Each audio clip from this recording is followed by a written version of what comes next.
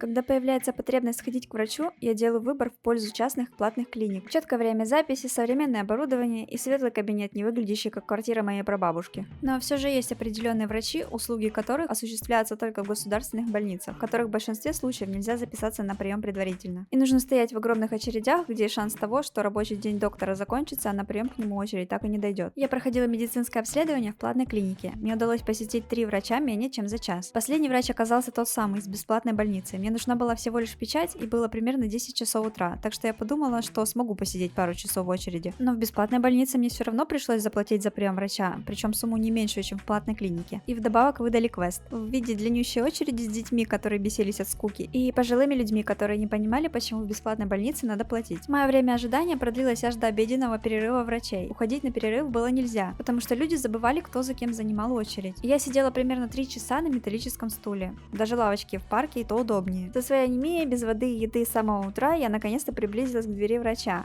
Было видно, что другие люди были раздражены, но так как они взрослые, то естественно все вели себя спокойно. Чего нельзя было сказать о ребенке, мама которого была в моей очереди. Ее девочке было скучно, и она вела себя шумно. Зайдя в кабинет с квадратной жопой и ранней стадией невроза, я как будто оказалась возле подъезда, где на лавочке сидят 2 бабушки без медицинских халатов. В коридоре раздались звуки ребенка, который от скуки уже начал валяться на полу. И одна бабулька другой говорит: ну вот неужели никто не мог пропустить ребенка? Тетя, вы серьезно? Да я бы с радостью повалялась на полу с капризами вместе с этой девочкой, но тогда бы меня забрали в дурку. Поэтому приходится терпеть и сидеть спокойно, изображая взрослого, адекватного человека. У детей много энергии, и они не могут сидеть долго спокойно, тем более в скучной очереди. А как насчет пожилых людей, которым трудно даже прийти в больницу? Или как насчет молодых людей, которым нужно учиться или работать, а не тратить весь день на очередь к одному врачу? А может, у кого-то дома песик голодный ждет?